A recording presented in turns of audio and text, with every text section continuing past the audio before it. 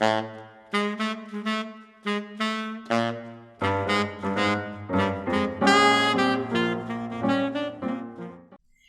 Jen, so nice to meet you. Although we've actually talked a number of times now that we're both out in the LA area. So nice to have you on the podcast.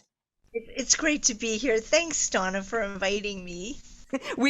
So I'm gonna spill the beans. So we were speaking not only before we just recorded right now, but also like a few times before, and we have so many like mutual connections and stuff like that that we didn't even realize. And the fact that we both, play trumpet at a very young age and play saxophones, and it's really cool. A lot of great connections there. But what I'd like to do, I want the audience to know more about you. So if you could talk to us about when did you first start getting involved in music? When did you first start getting involved with playing saxophone? Well, I started as a young kid with music. My dad, he played piano by ear, and it was funny because he mostly played in sharp keys because he would always play all the black keys and stuff. And it was cute. We'd have, family sing-alongs, all that. I'm sure a lot of the people can relate to that. And then, I always wanted to play flute, but back in the day, they didn't have the flutes that curve around the head joints. They just had the straight, and I was always like kind of I was short. I'm still short. But So am I. but anyway, so like, my hands would never reach till I was like about, I think 11. So at 11, I got a flute, and I don't know how the other people feel about their instruments or the first instrument that they got that was like just theirs. But me, I put it up on my dresser and I opened it up and I remember the moonlight coming in and like shining on it like, oh. And I had been waiting since I was like 7 to play this instrument because this other little girl had come over, and my dad was playing. Back then he had an organ, so he's like playing on his organ, and this little girl's playing along, and I was like, wow. That's the most beautiful sound ever, and I was like, I was hooked. But that night, for me anyway, I don't know, was that like that for you too? Oh, I have a story. Yeah, I'll tell you in a second. So it was just really like I couldn't even sleep. I kept waking up and looking at it like, is it still there? Like, is this dream really coming true? And then Wow. I think I was about 12, and I was like, I just want to be a musician. Like I kind of always knew that's what I wanted to do. I guess I'm lucky that way because a lot of people, they don't really know, but I was like clear cut on it. And even I remember I mean, this is maybe not a great thing, but I'd come home from school and I'd take my books and I'd just throw them and be like, practicing's more important because I'm gonna be a musician. So I just kind of chuck my stuff, and go. I got out of high school early. I'm not even quite sure how I managed that. And then I went to Berklee, and but what about you with like, what happened with your instrument? Like, Yeah, so we were able to start instruments in fourth grade, but in third grade at the end, the teacher demoed the instruments, and it wasn't until I taught in public schools many years later that I saw the value in having fifth graders or kids that were a little bit older than the fourth graders demonstrate the instruments because it gave the fourth graders hope, like, oh, that's my friend, and that's what they sound like, and I could sound like that. So he demoed all the instruments, and my thought, I wanted to play drums, but my mom said no. So then, because it was too loud, and so then the music teacher, he was a professional trumpet player. So I don't remember him demoing any of the other instruments because it just didn't stick with me. But when he played the trumpet, yeah, he's professional. So of course that's going to stick with me. And he had this, beautiful, obviously it's lacquer, but to me it was gold. Beautiful gold trumpet sounded great. So I played the trumpet. That's not loud, right? that's hilarious. So yeah, so that's my story with trumpet. And during the time, this was late 70s, early 80s. There were actually instruments on the radio, like Chuck Mangione, Feels So Good, Herb Alpert, Rise, and then you had those great sax solos that you heard also. So there was reinforcement there compared to nowadays, where unless you're listening to satellite radio and you're listening to like maybe the Spectrum, where some of these bands will have horn sections and stuff like that, as opposed to regular radio where it's mostly electronic music, there's none of that reinforcement. But that was my start actually. So yeah, when he played, I remember that. I remember sitting up in like it was like choral risers and stuff, and I just remember him playing. I don't remember what he played, but I just remember him playing. Yeah, it's the same for me with that girl. I was like, I was mesmerized. You do, you're like, wow, that sounds so nice. And I don't even know if a lot of people realize this. They might, but flute and trumpet are very much alike, like the embouchure. The whole idea of how you play, yeah, is like tight here, but it's more like you push down over the air. And that's kind of the same thing for all the horns. Like the lower you play, the more relaxed your embouchure is. So that's true on flute, on saxophone, on trumpet, trombone, all the horns is the same like that. And then, the higher you go, the more, and I always tell people like playing trumpet is like, one lip on top of the other. And flute's the same idea. And you push down, like here, you don't jam it into your face. And flute's the same thing. It's sort of like there's this technique where you do the poo thing, where you actually say the word poo to get the high notes. And you probably do that too. And you just like, and you push your lips down over the air. So if people are struggling with flute and they play saxophone, well, you know. It's yeah, it's actually also with flute and trumpet, it's aperture control. And aperture is a small hole that forms when you blow air through your lips. And so it's a question of like visualizing for trumpet that aperture, and it doesn't really look this way, everybody's lips are different, but the aperture going from an oval to, I try to visualize a really tight circle. I try to think like lightsaber from Star Wars, Right. when you're playing higher and stuff like that. Yeah. That's true. And then it's just about endurance when it comes to that. But really, every horn is about endurance. I mean,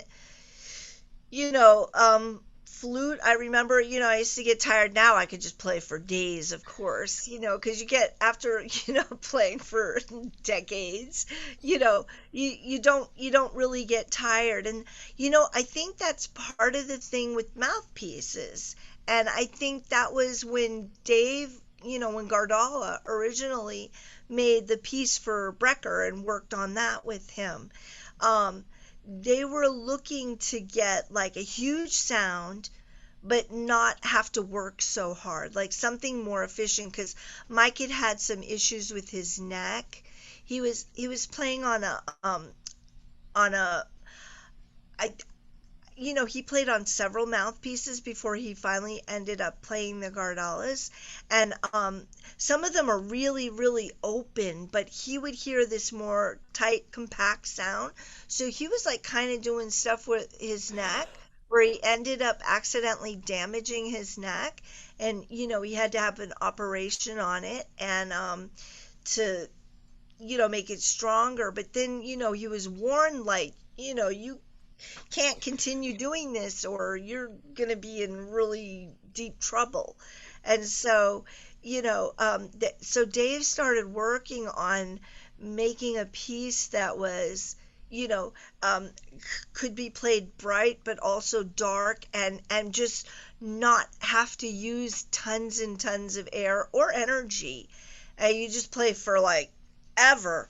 But the thing is about the pieces is that I make, and of course they're, the same like Gardala's because that's who I worked with, and that's how I learned to carve mouthpieces. Um, they're a thinner profile, like like this part here is thinner. They're not, wide. Like when you take a kid and they're using like a hard rubber piece, that's that's gonna be more wide, and then it's more comfortable in your mouth. So because of that, it's going to be easier to get a good sound. And then, of course, they're more closed, like where the reed hits the tip. It's not going to be super open. It's going to be more close together. So, that's why, like, as you get stronger playing, your mouth gets stronger. So that's why when you start getting where you blow and you close it up, it's either like your reed is dead, done, like we all know that, or as a kid, if you're just learning or you haven't played for like a long time, you just keep going up in reed strength size, because what's actually happening is your mouth, your embouchure is getting stronger. So yeah. As long as you're doing it right, yeah. As long as you're not biting and you're doing it right. And you know what? Let me. I got this. Gosh, you said so many things. I've got to unpack here. Okay, so I'm gonna go with this. How did Michael meet Dave Guardala? How did that whole connection happen? Dave originally um was working with Lawrence Feldman. Do you know Lawrence? He's like a New York City, he's a studio guy. I mean, he played all the Broadway shows, and he's really accomplished, and he's a phenomenal musician. So Lawrence would come by Dave's house because Dave had a factory kind of in in fact, he used to brag, I think there were only two houses in this. There's this town, it's got a funny name. It's called Hicksville, but Oh, it's yeah. actually a huge town. Like, it's Yep. not like, you hear the name Hicksville, you're like, that's funny. I know. I lived one town before that for many years, and no, I know Hicksville very well. I lived in Hicksville too for a while, and like for years. But anyway, and Dave lived in Hicksville, and so he had this, like, out behind his house, he had a garage, and he had what's called three-phase power. So, like, he could have, like, lathes out there and CNC machines and stuff that, like, you normally would never have, like, at, at your, you would never have that at your house. So wait, what were we talking? Oh, how he met Michael Brecker. Oh yeah, oh yeah.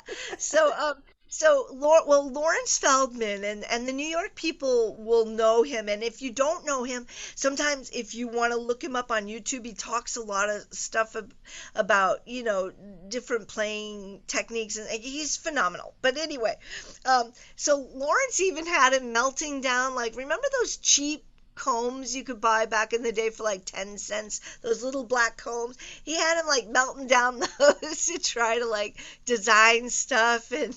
And so Dave and Lawrence did a lot of research. And then David Lawrence had come up with ideas, and then Dave would try to do what Lawrence said.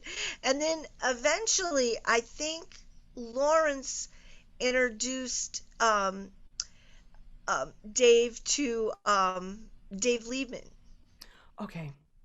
And then Liebman started coming to Dave, and I want to say, of the jazz players, he was like probably the first big name jazz player that came. I mean, Lawrence is no small potatoes because he's like super well known and really phenomenal musician. But as far as somebody who'd put out albums and stuff, and and Lawrence is on a lot of things. He just, it, but you don't know it. It's kind of like Phil Woods, and just the way you are and stuff. And, I'm like, well, you've heard him. You just don't maybe know you've heard him, Right, that kind right. of thing. But so, okay. So then he met, Dave Liebman. And then Liebman, of course, is friends with Mike, and he said, "Hey, you got to check this guy out." And at that point, for years, Dave had been, working on mouth, like he did a lot of refacing, and he, could overhaul horns. So he was doing, and he was a Barry player. Like, he played in wedding bands, and Dave went to Five Towns College. He used to call it Five Clowns. If you're not from Long Island, you're not going to get the reference for that. But Yeah. So anyway, he played it. He played at Five Towns College, and then he had his little like gig suit, and he'd go do wedding club dates. We called them club dates, like New Yorkers call them that. They call them casuals when you're out on the West Coast. They're like, I'm gonna go do a casual. It's like, okay. So because everybody's so casual out here. But anyway, go ahead. so so that's how Dave eventually met Michael. And then Michael was he needed to change, his sound and stuff. So Michael would come over, and I mean, we're talking months this went on, and he would kind of just hang out, and they would listen to music while Dave would work, and then Dave would go, "Here, try this." And then, they finally got something that really worked well. And Michael really, he liked it. And then that's how the relationship was born. Now, me personally, after, attending Berklee College of Music, I got out of school when I was 20. I had my degree, and then I, um, I moved to Colorado for a little bit of time because that's kind of where I was born and my family was there. But I knew like I played like all the best clubs in Colorado at the time, but it was like back then it was like two types of music, country and western. Okay, that's what I was going to ask you. I was curious about what kind of music that you did play because at Berkeley you studied jazz. I'm assuming. Yes, yeah, and I played a lot of classical, which was kind of unusual, but I love I love rock. I love playing everything pretty much. But they had this club called El Chapultepec in Denver, and at the time that was kind of like the big jazz club. So, I did all that, and then I was like, okay, what next? And some of my friends said that, like right after I left, stuff was really starting to go on, but, I kept having my eye on the prize of New York. I was like, all the cool clubs, because, you know, um, we used to go from Boston to New York all the time because it was like a 4.5 hour drive. It wasn't very much. So we would like split from Berkeley, go to New York, go to like Sweet Basil's and the Vanguard. Oh, and there was this little old guy that owned the Vanguard named Max. He was really cool. I loved him. He would sit at the bottom of the stairs, smoking his cigar, and just, back in the day when everybody smoked in clubs. But Max had like a million stories. At one point, he gave me a book he wrote. It was pretty cool. It's this little. I gotta find it. It's really neat. And I can't think of Max's last name, but I'm sure if you looked it up on the web. But anyway, so that was just. It was fun. It was interesting, and I remember the first time I heard Michael play. I was at Berkeley, and at that time, I didn't play saxophone. I I played was flute I was and going I to played ask you.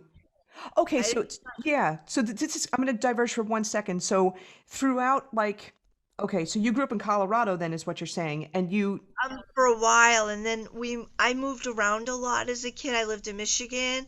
That's when I got my flute. I lived in Michigan, and then we lived in Massachusetts in Situate. On the water. It was so pretty there, and we would go back and forth between Michigan and Massachusetts. And then finally, for high school, I ended up in Massachusetts in this town Situate. If you ever saw the that film about the boat and the horrible wave, like the true story about I can't think of the name of that movie, but yeah, I'm not sure. yeah, it's some true story about these fishermen that go out, and The Perfect Storm, that's the name of it. Oh, got it. So Okay, yeah. yeah, so I'm watching that movie. Anyway, that's where my town was where that boat would park itself. That's where I grew up. Yeah, it was pretty. It was Okay. like ocean town, but it was near Boston. It was like an hour from Boston. And then yeah, so I ended up going to Berkeley. I wanted to take like a year off or whatever when I got out of high school early, but my parents are like, no, you're going to college. And Okay, I so really wanted to go to Juilliard. Like, I wanted to, like, that's where I wanted to go. But my parents were like, nah, you're going here first, then you can go to Juilliard. But honestly, when I got to Berklee, something really smart was said to me one day on the elevator. Like, we're going up, and kids, you don't sometimes think everything through. And I was like, yeah, I want to go to Juilliard, blah, blah, blah. And this guy chimes in and he says, he says, you'd be better off to stay here because really, when you're only playing classical music, you literally have to wait for somebody to die in one of these orchestras to get the seat. And he's like, if you stay here and you learn how to play, jazz and all the pop music and this and that, you'll always work. And he's like, I want to work. And I thought about it. I was like, he's right. So, yeah, so were you so I guess my question is then you played flute and also trumpet until you got to Berklee. Is that what you're saying? I played flute and trumpet all through Berklee. And when I went to see Michael play, and this is like, I'm a little ashamed to admit this, but I hated saxophone. Oh, how interesting. And I have you on the Everything Saxophone podcast. How perfect is that? As a kid, I didn't hear it ever played right. So I was like, why would anybody want to play that? Like, How interesting. Interesting. that- I swear to God, like all through, like, I mean, it was okay, but I just thought it had a horrible sound. Well, until I heard Michael play. Like, so like, so there I am. I'm I'm basically still in high school, but now at college at Berklee. And a bunch of my friends were like, hey, we got you a ticket. We're going to go see this guy, Michael. And some of my friends were like, oh my God, you wouldn't believe it. And they're all playing heavy metal bebop because that had come out and like all these different. I was like, wow, that's pretty. I go, that's a saxophone. And then we had like front row seats, right? So Michael and Randy come out and the whole band and everything. And to say like my jaw dropped to the floor, like I couldn't believe it. I was like, wow, that's what it's supposed to sound like. Wow. Wow. Maybe What a I changed my mind. But at the time, I was a kid. I didn't have money. Horns were really expensive. We didn't have the internet. I couldn't afford a horn. My parents couldn't. I didn't, or a clarinet. I never learned those. I basically taught myself. Yeah. And I mean, I had great teachers because I ended up working in Manhattan on 48th Street. It's like a famous street where there was like one music store on top of the other. And I started out first with Manny's, and yeah. that was like that was a wild store. And then, I love Manny's. I bought my C trumpet from there. Yeah, Manny's was great. oh, it was everybody who was anybody was at that store. I mean, my Yes. first day, I remember George Benson walked in and invited me out for dinner. It was like crazy. Wow. Wow. The store was like it was really interesting. I mean, and it was fun. You got to meet everybody, and so that was a real learning experience for me because being a kid and not really playing sax up to that point. I mean, I was just starting to play because, I had friends and so I knew like my chromatic scale. And then another friend had a balanced action that, you know, I say friend, but I was actually engaged. It was Mark Bernstein. And at the time, and we ended up, I was married to him for about 9 and 10 years. We were together about 13 years. But anyway, um, so he had a real nice like buffet clarinet and a balanced action, and eventually I got like a Naked Lady Con, a 10M with the rolled tone holes, and and I started playing, I started practicing all the time, and it was pretty cool. And then the guys would all come in, to Manny's, and I didn't want to be like the dumb person that can't answer a question.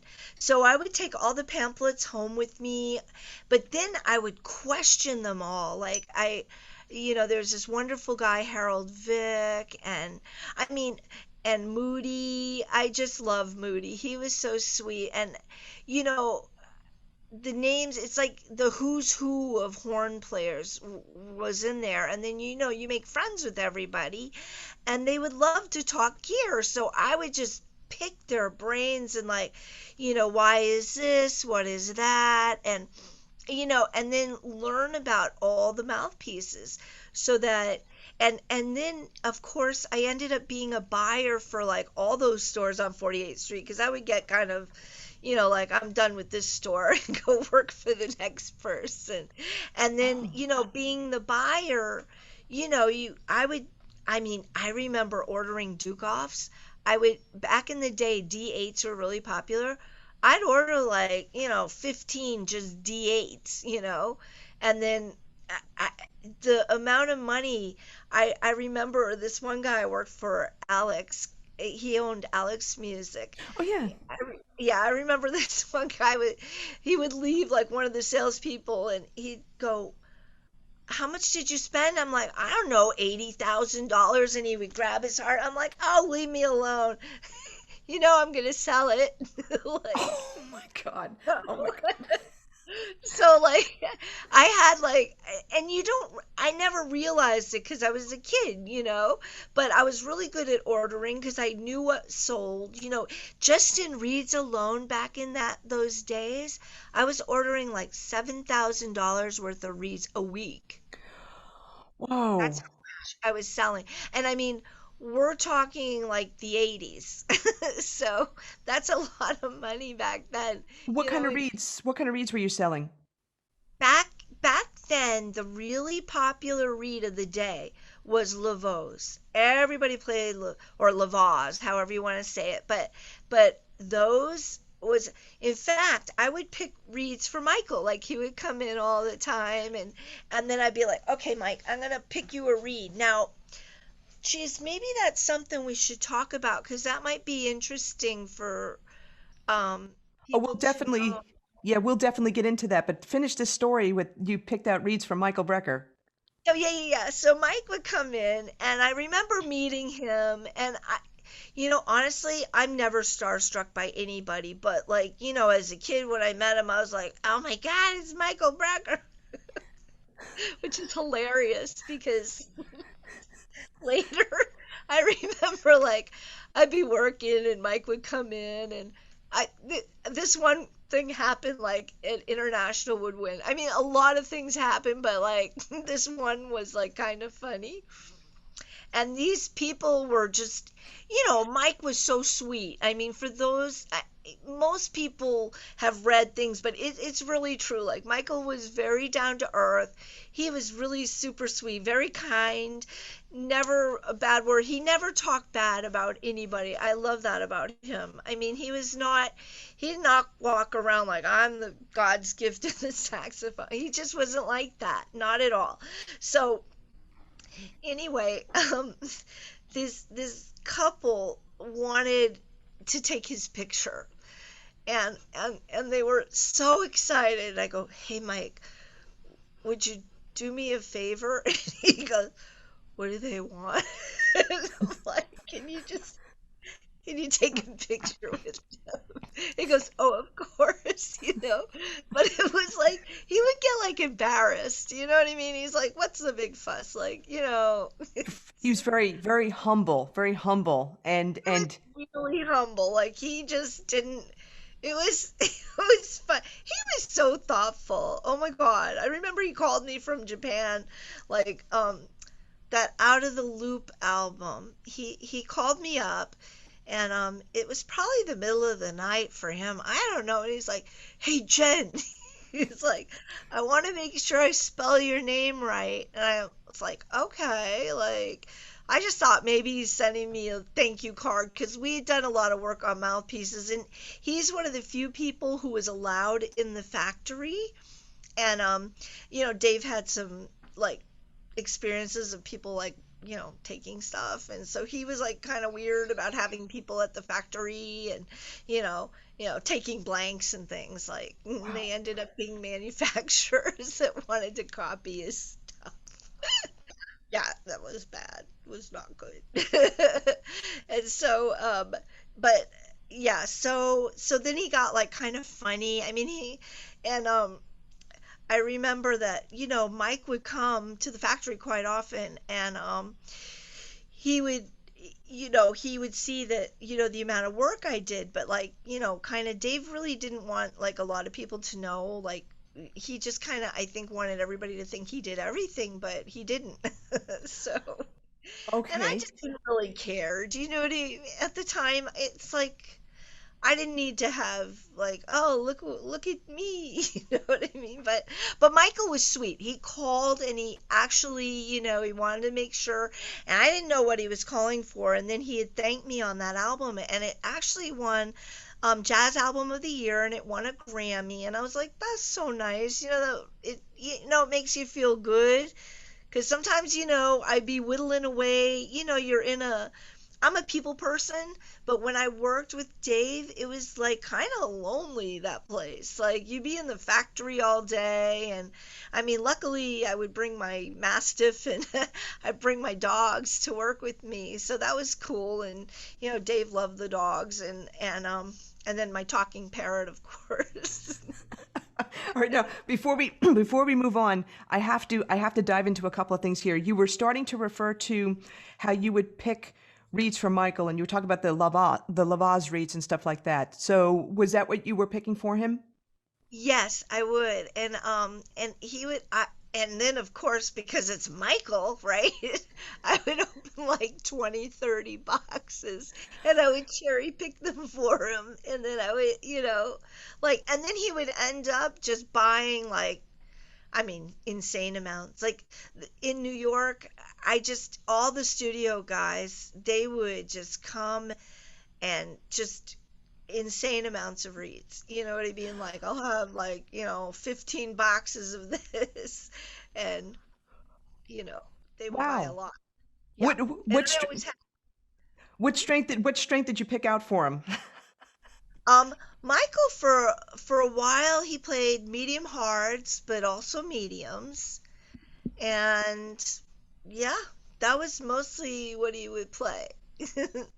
Cool. All right. So now you alluded to this before, so I'm going to take a right turn here, and you said this would be good to talk about. And I didn't even expect this either. But when you picked out reeds, okay, what were you? Because you knew you were friends with Michael by this time, and of course, in a few minutes, we're going to get it back to, how you, met Dave and got into mouthpieces and stuff. But how did you? What were you looking for when you picked out the reeds for Michael? What should people look for when they're picking out reeds for themselves?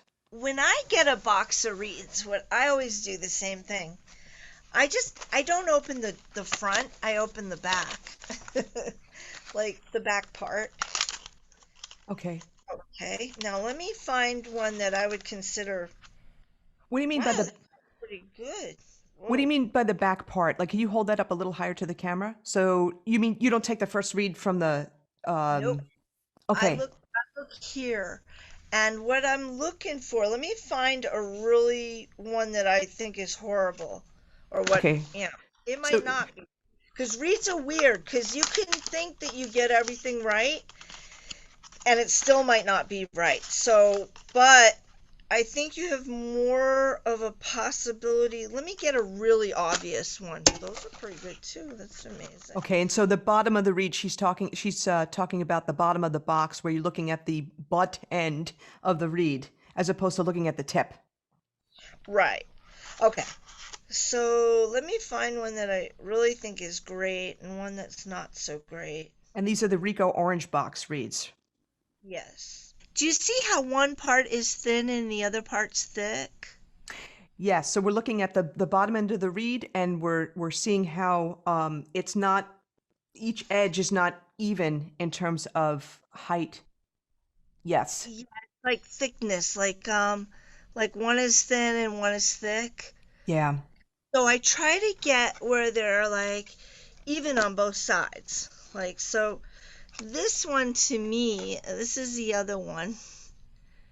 I don't know. Can you see that, or should I here? Let me pull it out just a little bit more. Yeah, and if you could Let's, bring it to your left a little bit more. There we go. okay. Great. Is that it? Yeah, that's perfect. Can you see like how it's like even on both sides? Yes. Okay. So I would always go for that. And then the next thing I would look at, which I don't love on this, is do you see how it's got like the cut? Now, I really like the ones that start high and come down low and come up. This one's almost straight across, but you know, it's okay. I mean, it doesn't mean it's gonna be bad. It's just that like I prefer them when they have a little bit more of, you know. The U, a little bit more the U Yeah. shape. This one almost looks a And little bit uneven too.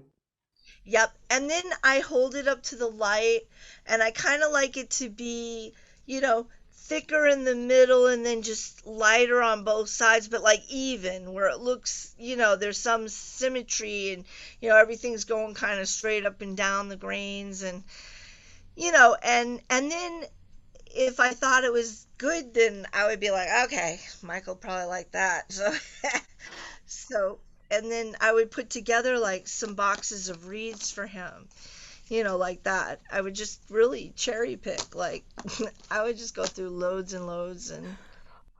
Do you find, I'm curious about this. Do you find that how do I want to word this? Do you, back then when you were picking the reeds from Michael, did you have to go through so many boxes in order to find like what you thought were really good reeds, or and comparing that to today, where do you find that there's more reeds in the box that are playable today compared to back then, or it's the same, or any impressions about that?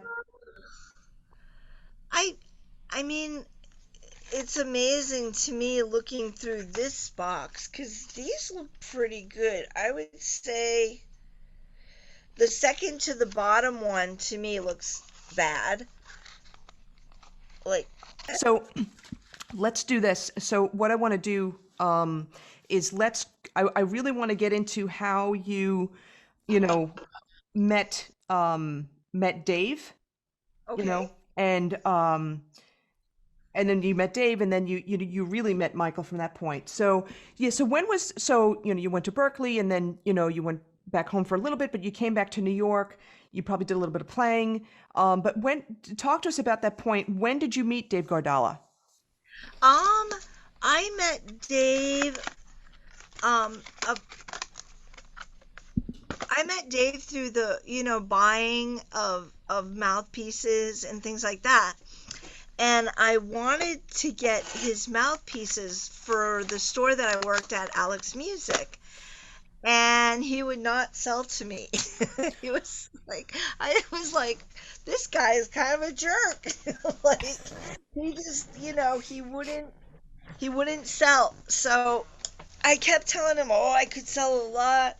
But what it was is, unbeknownst to me, I knew they were handmade, but you don't realize like how hard it is and how long it takes to make them.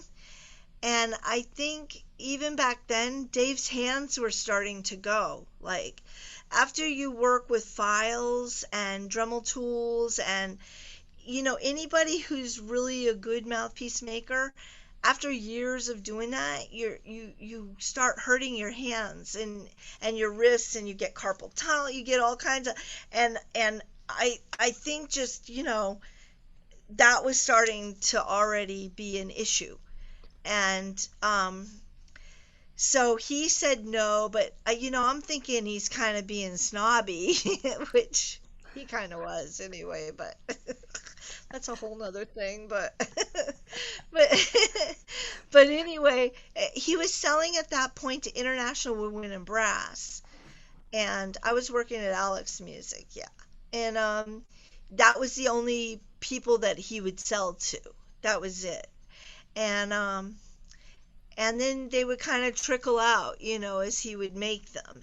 And he was really neurotic about everything had to look perfect. He's like, "Oh, this doesn't change the sound, but I want it to look like a machine made piece basically, but it wasn't machine made. It was, and later on, Yamaha, in fact, I have a brochure, it's all in Japanese. Yamaha had, sold, they wanted our mouthpieces, our horns, our reeds, everything, because, we produced all three at that, later down the road.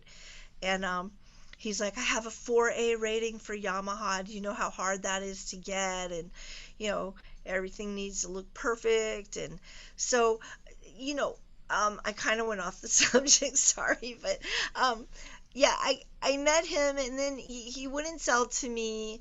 And then eventually,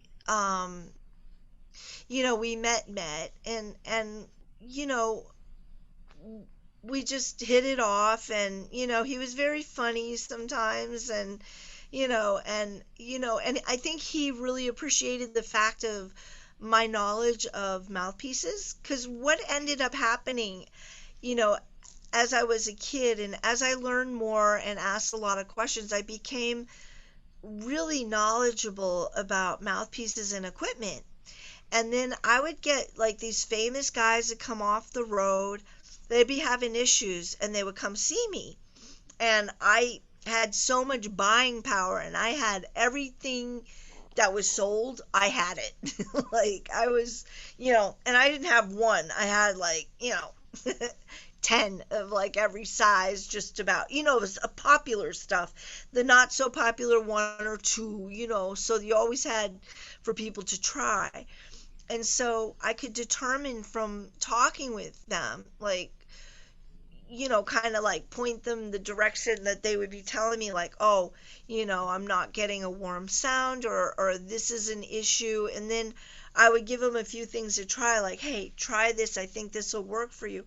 So eventually it was really cool because I got to the point where, people would, for years they would just call me and ask my advice, and then I would give it. And then I started being known as somebody who really knew a lot about equipment and could really help different issues that they were having.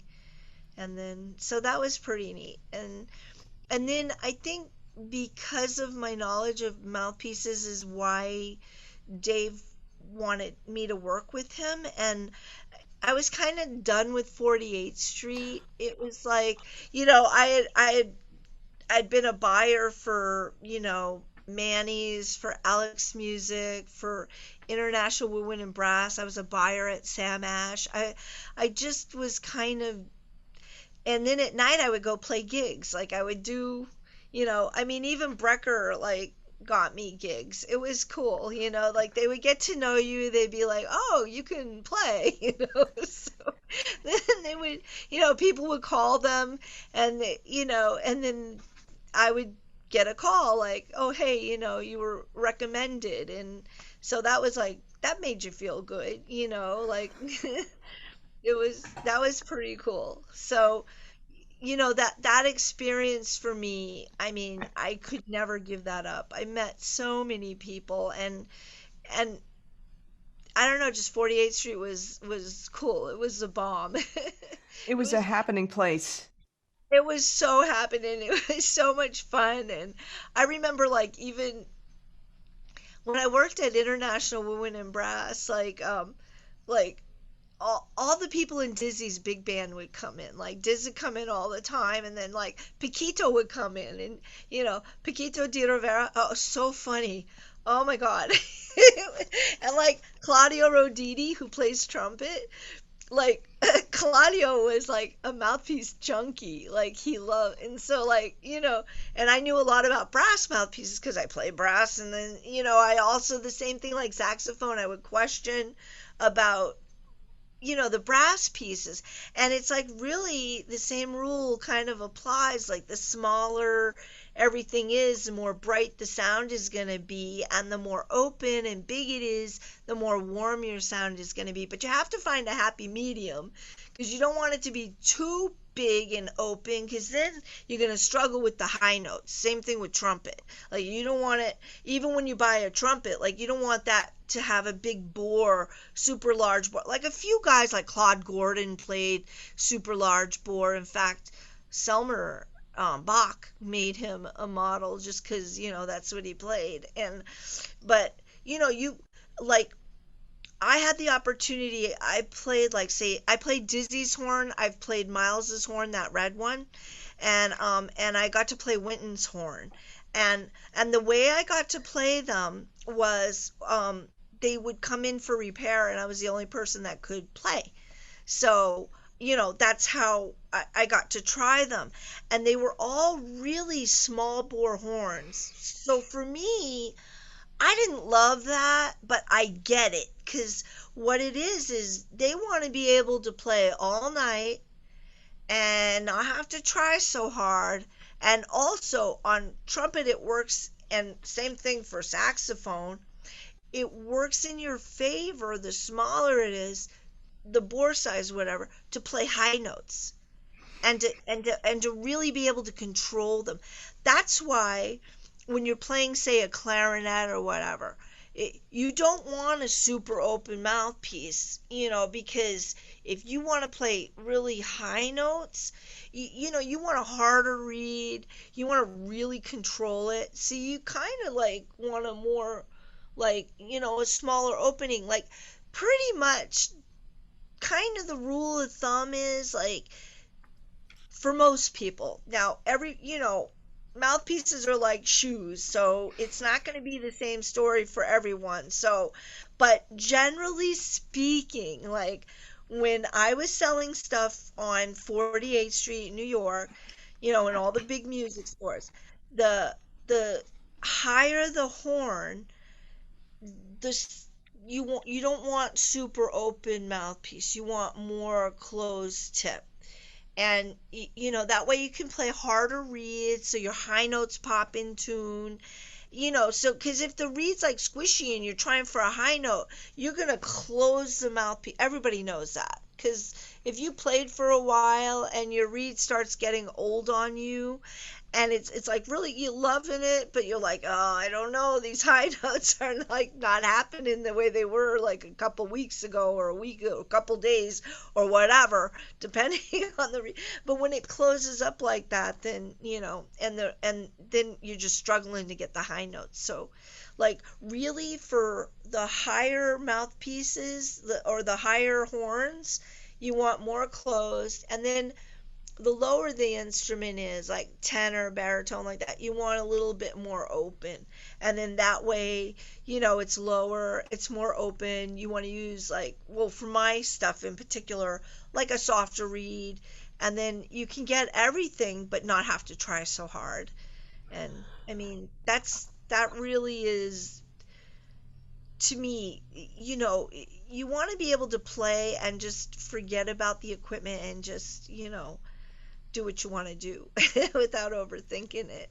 Yeah, let me ask you, this is really interesting. So you're saying for someone who plays alto, right? And let's say, they're let's say an intermediate level player playing for a few years, and they're looking to step up their mouthpiece, and they do want to play popular music, as opposed to classical, right? Okay, so any suggestions for, and again, yes, mouthpieces are like shoes. Everybody's different, but any guidance in terms of tip openings and stuff like that? I would try like a Meyer 5 or a 7. I mean, when I have a kid and they're, because I teach, I know you teach, and I teach privately, I do a lot. And, but, when I have a kid that's playing, I just, right away from a stock student mouthpiece, I usually have them go to, like, on alto in particular, to a Meyer. Like, I'm like, try a Meyer 5, try a 7. 6 is, sometimes, or get a 5, 6, 7, try those and see what you think. But the reed size you're going to have to come down on, probably, because you're probably playing a harder reed on the more closed mouthpiece. So you want to, have a softer reed, and try that. And then after that, if you really, you have to play for years, I think, to get a metal mouthpiece on alto to sound good. Because otherwise it's going to sound shrill, it's just not going to be right. It's going to sound bad. Like, I don't really, I've sold my mouthpieces to maybe two of my students. That's it. Like, I don't really suggest them because the profile's so thin. And, like even with tenor, I'm like, get an auto link, get something that's big and wide in your mouth. Start with hard rubber. Then, if you want like a bigger sound, then go with the metal, go like that and see how that, what you think of that. And then if you have, say you have an auto link and you've played for a while, but you sort of like a brighter sound, but you're like, okay, this is comfortable and I don't really want to spend a ton of money, but I would really like to, get something that's got a little bit more zip to it. What I suggest is maybe go out and get what's called dental acrylic. And well, that's what's in the as a tooth insert. Like my mouthpieces, this is a blank. It's not been, oops, had any work done to it. Okay. And what I do first is I pour the insert. So this insert's been poured, and I need to file it down so that it becomes even with the beak. I call that part the beak. And but what you can do, this dental acrylic is really neat stuff. First off, it's safe, like for you to have in your mouth, because you don't want something that's going to poison you, obviously. And so you just have to go to like where they make dentures and stuff, like a dental supply house will have it, and it's a powder and a liquid, and it's really nasty, nasty smelling stuff. It smells like nail polish remover, the the liquid stuff. It's really flammable.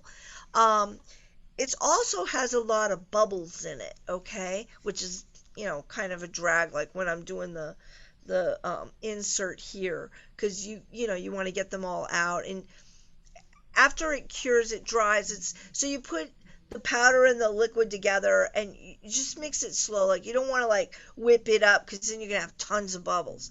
And you can kind of slam it a little bit like a cake, like when you bake a cake, and you kind of let the air pop out, and then you can put it in. But what I would suggest is, if you had a really open piece, you can open it up and put it on the inside of the mouthpiece, like down in the chamber. And then what you do is you let it cure. And if you don't love it the way it comes out, you just pop it in your freezer, and that'll pop right out. Like, you can, it'll come out. So if you're like, oh, that isn't right, and if you can file it down, you get a file and file it down. So if it's too bright, you can file down a little bit, make it a little warmer, make it a little warmer. So that's kind of like a little trick, that if people are like, oh, I like my mouthpiece, but I really just want it to have more punch, like, you can try that, and that might be kind of fun for you to just experiment around with. And and then just you got to be careful with the files, because you don't want to wreck your piece. So maybe you could use painter's tape and tape off sections, just go slow, really. But if you sick of it, just you can use a freezer, or those cans of air that you spray and they're cold. Yeah. Like, you can use one of those, and it'll probably just pop right out. So Okay, so what you're saying is, a person may be using an auto link for a while, but they want to get a little bit more zip to their sound. So this is something that they could do, before and for a little while, until maybe then they're more ready for a metal mouthpiece, yes. or a different metal mouthpiece, I should say. Yeah, maybe a different metal mouthpiece, but just to, mess around or experiment, because, a lot of people like to do that because it's fun, you know. And that's a way that you can do it without wrecking your piece. Just be careful with it. And you can, this stuff, when it cures, it's first it's really liquidy, and then it gets almost like, I want to say like chewing gum, but then it gets like a harder paste. It doesn't take, I mean, we're talking like, 10 minutes and it's hard and it's dry, you know. Okay. All right. Yeah. So, So it's pretty quick. yeah, it's pretty quick, and then it depends on temperature, and I can't remember if it's hot or cold, which one takes longer, because I don't pay attention. I just like do it and kind of forget about it and wait for it to dry, and then I start filing on it. But you just, I'll go do some other task, so I don't sit there with the timer like, oh, it's ready now. Like, I can't tell you exactly. I Okay. just kind of throw this stuff in, and you know, and then file it down. Now that's the whole thing. Like, when I file it down, like this one you can see is totally even with the beak. Like, there's no bump. It just slides so that if somebody's playing and they wanna, slide their teeth up or whatever, it doesn't, there's no hump or anything. It's like perfectly. But what ends up happening is each one of these inserts are just unto that specific, for me, my specific mouthpiece. Like, there's not just one size of these inserts. Right. Because you Because, hand make. Yeah. yeah, because what happens is, here, let me grab, okay, this is like an original, like, Michael Brecker blank. And do you see? Let me, Oh, yeah. You could see that there's no insert there. You could definitely see right. that. Yeah. Do you see how thick the tip is here? Yes. Okay. And then this one I've worked on. Oops. And can you see that's really thin? I don't Yes. know.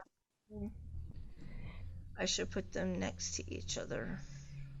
Yeah. Just give the camera just a second just to focus for a second. And okay. Yeah. You could definitely see the difference between the two tips. Okay.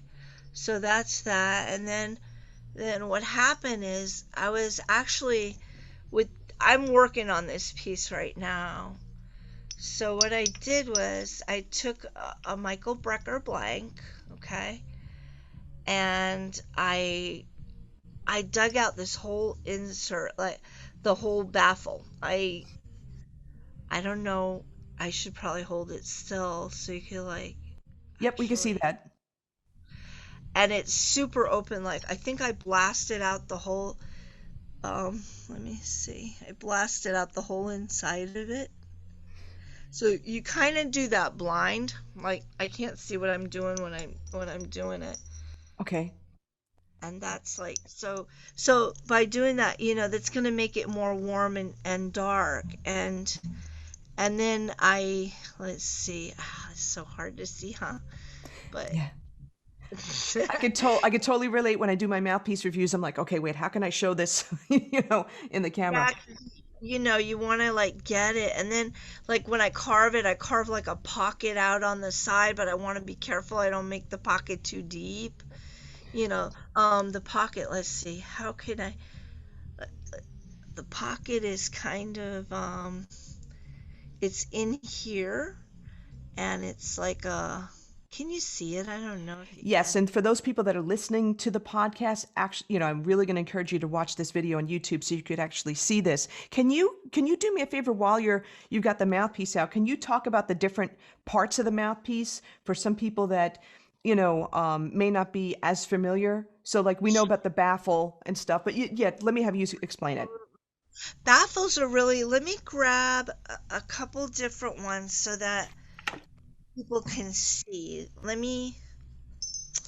Let's see, I, um, I have a whole bunch of stuff here. Wow. Okay, So, like and 12 I mouthpieces mean, here. I have an insane amount. Like, I got here. I don't know. I've got a bunch of stuff on a towel here. Okay, Like, great. Yeah, that's so just if you could take like one mouthpiece and say, okay, so this is the beak and this is the, such and such. right. Okay. So on, let's see. I think I have. Let me do. Okay. And when you get that set up, do me a favor, can you put your camera just a little bit lower so that Sure. just angle it just a pinch lower? Is that better? A little bit more. This way we get a little bit more of you in the mouthpieces instead of the ceiling. Okay. Okay, yeah, Oh, that should be good. okay. Okay. So this is like these two are blanks. They haven't had any. Yeah, no, they haven't had anything done to them. This other piece has totally been finished. So the baffle is this part right here. And then I think, let's see, the one that's opposite of this one is the shortest baffle. And then it's a little longer. And then this one is what they call a bullet baffle. And the reason for that is because the hole here makes the shape of a bullet. So when you hear people talk about a bullet baffle, that's all they're talking about. They're just talking about that. Now, generally speaking, when it has a longer baffle, that usually means it's going to have a brighter sound. Like it, but you could have a longer baffle and have it be low. Like by low, I mean here, let me pull up this this mouthpiece here was a Babbitt blank. And I made friends with this guy and he made mouthpieces for years. And he had these blanks left over from when he was making mouthpieces. And he knew I made, mouthpieces, and we became friends. And um, he called me up one day, and he knew it was my birthday, and he's like, "Hey, I made mouthpieces. You want to see?" And I said, "I would love to see." So he pulls out some stuff that he made, and then he starts telling me how he became friends with the people who own Babbitt, and then he sent me a tenor piece for my birthday and also a baritone piece. And then we went through like how he would finish it, And so I went ahead, he goes, "Hey, you want to?" Yeah. I was like, "Yeah, I want to finish it." I couldn't even sleep because these are like 50-year-old blanks, okay? And he has held on to them for all this time because he didn't want to just give them to anybody and have them destroyed. He had a lot of people asking him like, "Hey, I know you got those, can you?" And he's like, no. so, so he kind of waited, and then I fell in love. Like I was like, "Wow, this piece plays great. Like this is a really nice playing piece." And it's kind of like got the wider, like, like the auto link, let me here.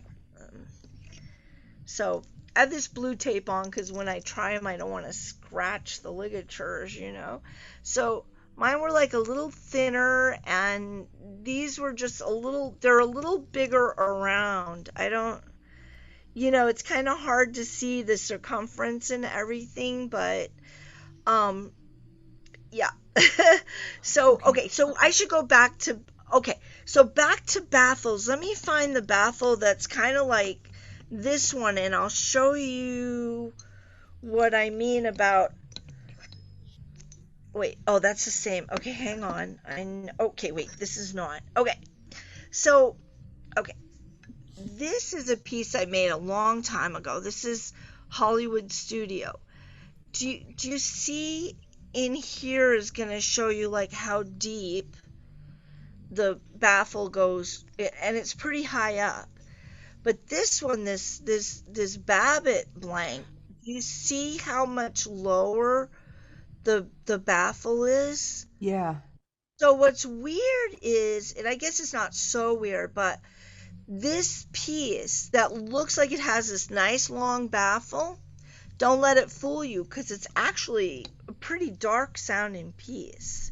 But the reason it's dark is because it's like the baffle's long, but it's low. Like it goes way down in there.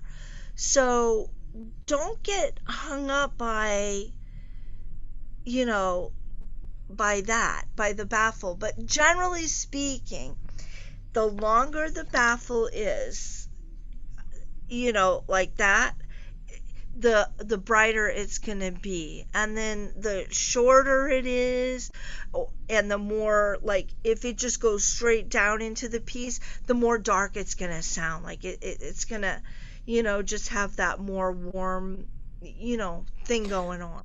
Okay, so So, so from what I understand, also with baffles too, like I mean, of course, there's step baffles, and maybe you could talk about that versus rollover baffles. right. So, like, when they talk about step, that would just be kind of, and this is actually a fat boy. So this piece is elliptical, and it has, I should pull the tape off of it so you can see it. It kind of goes up to a point on the, this was made by accident actually at our factory, like when I worked with Dave. Um, they were messing around with the machine, and this came out by accident, but it was like a happy accident, and it's got more material on the outside. The inside chamber is the same, but the outside, it's got more. Um, so I don't. Let's see. I engraved this one. This is. It's beautiful. Thank you. It's like old. Like, I'm not sure if you can see that it comes to a point, but at Yes. the top here, there's like a ridge, and it comes to a point. And this one, because of the heaviness of it gives it a darker sound.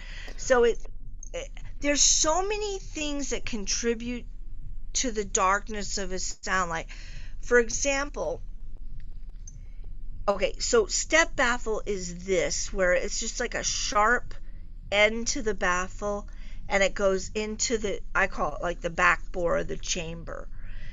So it, like they say, like you're taking a step, right? So if it's rolled over, it's more It's like, more smooth. yeah, like you just, like, I take a file to it, and I just kind of carve that down a little bit. And but honestly, there's other things that can change it, like, okay, so this one's kind of like, I rolled it over a bit. It's not completely sharp. Let's see. Okay, if you could. Like Okay, like I see that now. Yeah. Okay. like I kind of, I did a little bit to it, but really, if the tip, like, can you see the tip on that? Yeah, it's very, very. Okay, yeah, very It's thin. thin. It's thin. Now, normally, if you have a thinner tip, which, by the way, making mouthpieces is hard to do.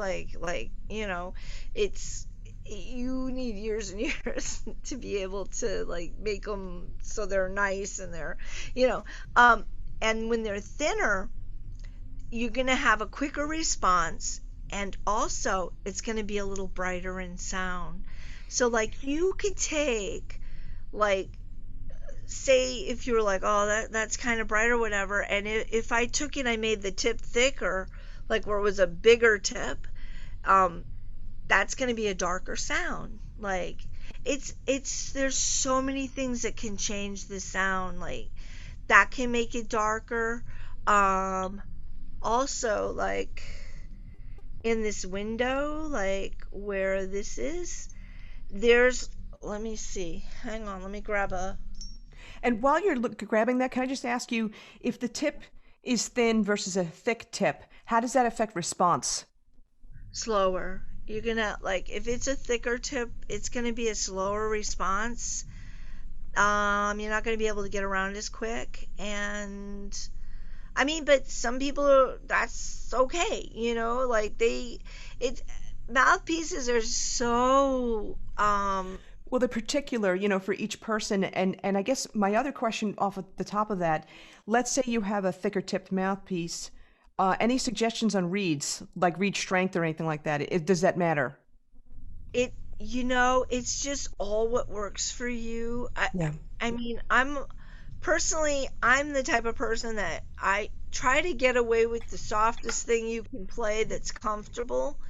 I mean, if you're comfortable playing a hard reed and you get a good sound with it, you want to get a good sound on the bottom and the top, like, So, if you can go at a whisper to your low B flat and play that and then still do all the altissimo, no sweat, that's that's what you want. You don't want to have to fight with it. Like, that's just not. Now these two are, you can see how this started and see how thick the window, like here. Yeah. Do you see, like, there's a lot of material in there.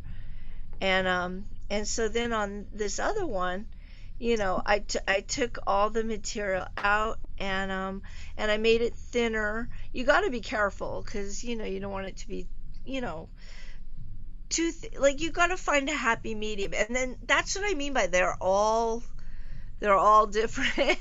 Because in reality, I did this when I worked with Guardala.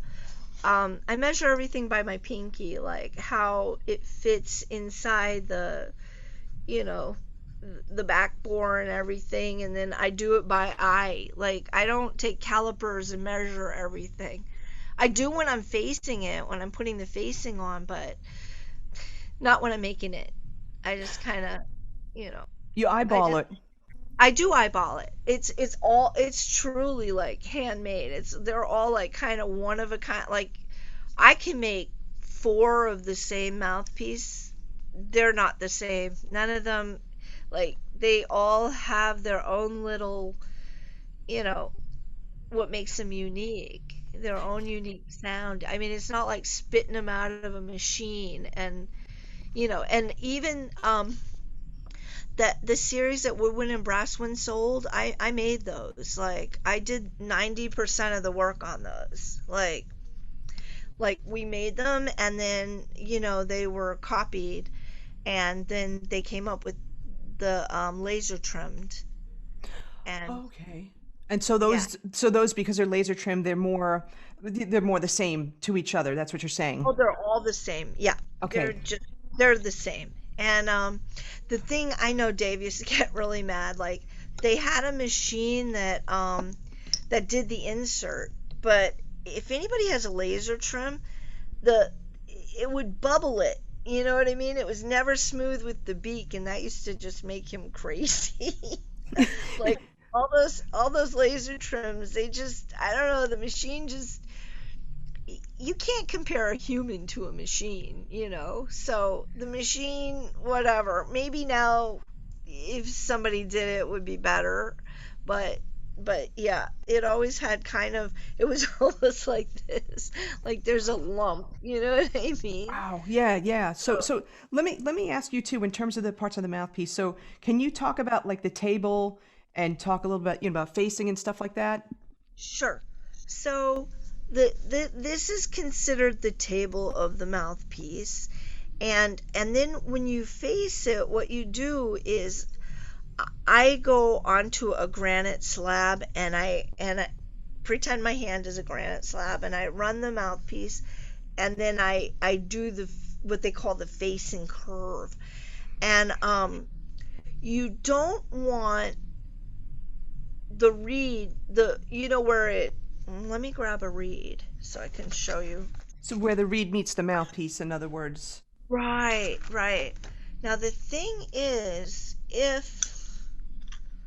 okay, so this has had nothing done to it because this is just a blank that, you know, needs everything done to it. But you see where let's see, it's about right, I want to say right, oh, let me kind of, it's about right here where the reed leaves the table. Okay, and if you could And bring that to your left a little bit more, that would be okay, like that. yeah. Okay, great. Okay, yeah. Okay, so what happens is, if you make this too long like that, it's gonna kill it. It's gonna kill the mouthpiece. Like, you're gonna have it's just not gonna respond well. It's not going to play high well. It's just, that's why, like, actually, when I do facings, I never have anybody here because I don't want somebody to go like, ooh, ooh, ooh, can you just swipe it one more time? So you're And talking then, about the facing curve and stuff like that, right? yeah, because when you're doing that, it's kind of like you've worked on this thing for like days, and this is a last step that you do. So you have all this work into it, and that kind of makes it or breaks it, if you know what I mean. And if you do that and you don't do it right, or you don't know what, it, like, that's the end of the piece. And that's another thing. Like, see, I could reface mouthpieces. Other people, I don't do it. I don't ever do that work. And the reason why, and I get letters every day, and I just tell people, look, when you go to, first off, if you have a mouthpiece that's kind of valuable and you just don't like the way it sounds, my best advice to you is sell it. Don't do anything to it, because it's like a Mark 6. Like, you're not going to re-lacquer it. Like, it's going to take away the value. So when you start jacking with a piece that's like, say, an Auto Link, or like maybe even like an old Guardala or whatever, the second somebody takes like a file to that, it's now no longer original. And the players out there, they're not going to want it. Like, they're not going to want to buy it, because now in their head, it's not original. And then the problem is, every refacer that I know has taken somebody's prize mouthpiece, and see, the person always has in their head how they think it should sound, and then they might tell you, okay, I want this and that to do it, but they don't maybe realize there's all this other stuff involved, like the size of the tip, the back bore on the inside. And so the refacer might get exactly what they tell them to do, and then they go to blow it, and it doesn't play anything like how it played before, and it doesn't play anything like what the direction was that they wanted it to go. So, like, they end up accidentally, maybe wrecking this like expensive piece. And now what do? Like, you can't replace it, because, like, not everybody has like double ring, auto links like hanging around, or like an old, like a Florida Dugas or whatever. Like, they just don't have them to say like, oh, I'm really sorry, let me make this right for you. And in their head, they're probably like, well, I did what the person wanted me to do, and it's not my fault it doesn't, work the way they have in their head. So that's just not a safe thing. So I don't do it, because I'm like, my mouthpieces I can control it, how they come out. And then if they don't love it, then just, I give a 3-day trial, and then, this way, get them what they want, or give them their money back, and this way everybody's happy. But Yeah, definitely. But yeah, but so you're saying, like, you don't believe in like refacing, but what about if the table, oh, shit, my mouthpiece. What if the table, if the reed's not sealing on the mouthpiece, then what do you do? well, if the table's not flat, um, you could take it somewhere and have them just do like one swipe and then try it. Okay. Like, but I would do like, when when I do facing, let me go grab some of the sandpaper I have, so give you an idea. I have piles of this sandpaper, like, just literally, like huge piles. Cause when I do my facing, I only use it once. Like, I don't know, can you see? Oh yeah, what's the grit on the sandpaper? 1200. Okay, got it. So I only use this paper once, and the reason for me why I do that is because I want it to be really sharp when I'm doing my facing and my curve and everything. if you go and you don't, and you keep going over it's just not going to be as effective. So, so what I would do is if I had to, Yeah, the phone noise. like, I would just go like just once and try. And I mean, I only, the guy that, Mark Bernstein, who I was married to years and years ago, he's in Denmark now. And he dropped his baritone mouthpiece, his Guardala, right? And and he sent it to me. And I barely like I did, but he's the only one, because I know, I have a, obviously relationship. And I barely like I think I swiped it once or twice. I was and the lower the mouthpiece, in other words, like tenor, baritone, like that, they're not as sensitive as the higher mouthpieces. Like the higher ones, they're just easier to mess up. Like there's not as much wiggle room, if you will. So I totally like I fixed the dent in the tip. I barely touched it, but I was able to tweak it just right. He was super happy. And honestly, that's the only, like, one other friend when I moved here. He begged me to, he'd hurt his mouthpiece too. And I said, okay, I wasn't comfortable doing it, but I just did a few, like really very barely touched it.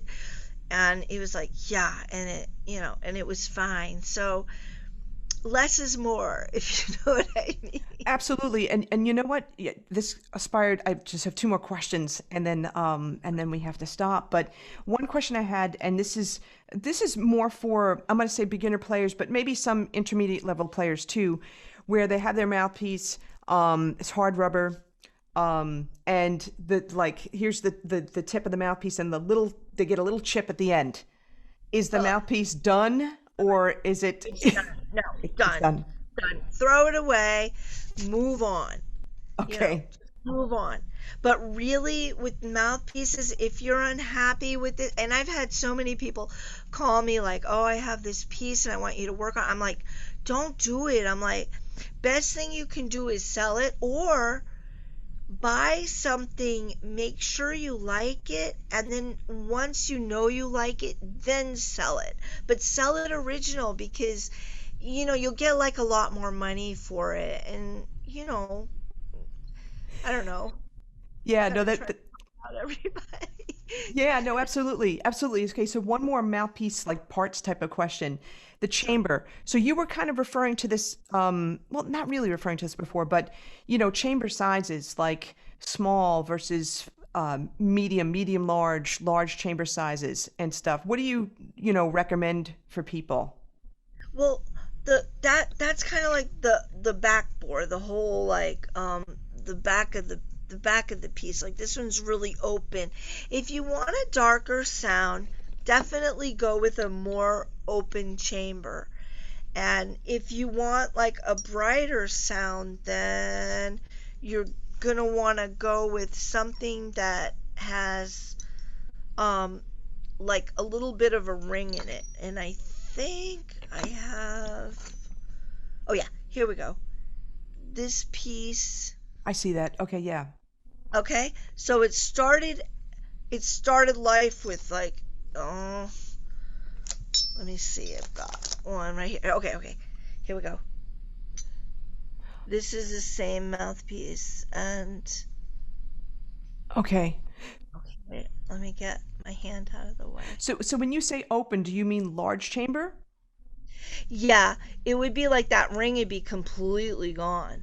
Okay, like the And one you have in your right hand, our left, and then there's like, medium, large chambers and small. Yeah. the one that's this one here, that one hasn't had anything done to it.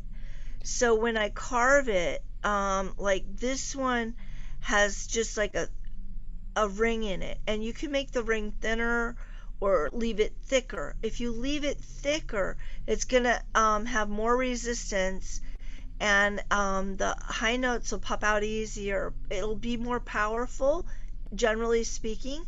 But if you back off of it when you go to play it, you can get a nice warm sound. But you have to know how to finesse it. Now, what happens is sometimes if people grow up and all they play as they're coming into their own is like big open auto-link pieces, they're used to giving a ton of air. So it's really hard when they go from that to going to like a smaller feel to play it to be it's more efficient, so they don't have to try as hard, if that makes sense. It's sort of like if you have, like, I had a really crappy flute, like as a kid. It wasn't terrible, but it wasn't great. It was just a student flute. Then, when I got older, my parents bought me like a nice flute. Well, unbeknownst to me, I did not need to try so hard to get a good sound on this flute, but I would just like wrench my mouth and like try the same way that I would play the other one that was just a student, not a great instrument. And I was overcompensating. And it took me years to finally realize, like, wait a minute, I don't really have to try so hard. Like, everything's right there. I just need to, like, have a good embouchure and blow it, but not overdo it. So kind of what happens, when you're using a more efficient piece is that you can cut down on the air, as long as your mouth is strong. You get the right seal and stuff, and then you just finesse it, and then it'll play easy for you. But That's great advice. And before we go, first of all, I got to thank you for such extensive knowledge, for sharing such extensive knowledge, but also for the amazing stories that you shared. That's so awesome, and really great stuff there. Your backdrop is your store. Do you want to tell us where that is and if you have a website for it? sure, it's in Simi Valley, California, and my website it's the name of my store is Music Music, so it's musicmusicca for California .com. Great. And yeah. And I'm right now, I'm just doing appointment only because with COVID and everything, it's like I've been closed literally for a year. So thank heavens for teaching in the mouthpieces, or yeah, I probably wouldn't have my store. oh my So gosh, for sure. yeah, I mean, I'm hoping with the virus, with the vaccine or whatever, I'll just, get my rabies shot. And be all set and be ready to go. But now you also though have a website for your mouthpieces. What's the website for that? Sure, it's vigilantemouthpiece.com. And with so you got the two websites. Do you also have like Instagram or Facebook or other social media ways that I people can reach you? I do have Facebook. I have Vigilante Mouthpiece and Vigilante Mouthpieces. So I did that on Facebook because I was like, well, let me just, kind of protect myself and, do both, because I remember, things happening, with, when I was with Dave, that people would try to take like web names and it was weird. like like they weren't who they were, but pretending to be. So I don't know. Oh So yeah. I did both because I Okay. was like, well, just protect myself. So anyway, No, for sure. And do you also have like an Instagram handle or Twitter? I I don't really do those. I mean, I think I just get overwhelmed with all that. I think almost the easiest thing to do too is if you have questions, just call me. Like, I'm not into like the whole high pressure thing. Like, I don't, if it's right for you, it is. If it isn't, that's fine too. Like, because mouthpieces are really like a pair of shoes. Like, they need to fit, it needs to be comfortable, and you need to be happy with it. Because really, I mean, it doesn't do me any good to see like an expensive piece just collect dust in a drawer And I want everybody, like, if they decide to get, I want them to be excited, and tell all their sax friends, like, hey, that was a cool experience, you know what I mean, like that, to really, like, actually, like, totally love, like, what they have. And the good thing is, to have something that is just your own, like, nobody, you know you can't really duplicate. It's almost, well, Dave saw me doing stained glass. Like, I used to do, like, in my free time, I had, our factory was huge. It was like 10,000 square foot. So I had a whole area, and I made, like, a lot of lamps and windows and stuff. And then he's like, oh, you want to make mouthpieces? It was like, yeah. so so he's like, oh, you'd be really good at it. So anyway, so yeah. So That's that's kind of, awesome. See, and that's an yeah. awesome way to end with a cool, funny story too. Listen, Jen, I wanted to thank you so much for your time. Thanks so much for being on the Everything Saxophone podcast. Oh, thanks, Donna. I really appreciate your interest in my work and everything. It's been really fun. Thanks a lot. I hope, if anybody has questions, give a call, and my number is 818-269-9856. It's a cell phone, so I, like, don't worry about day or night, because if I'm sleeping or whatever, I just turn it off or whatever. I don't answer, like, if I'm teaching, so just don't worry. Just leave a message or text me or whatever, and then I can, hopefully, if you need some help with something, and even if it's not my piece, I could always make a suggestion, because I'm a music store too. That's So that's awesome. Thanks so much again, Jen. thanks to Donna. Take care.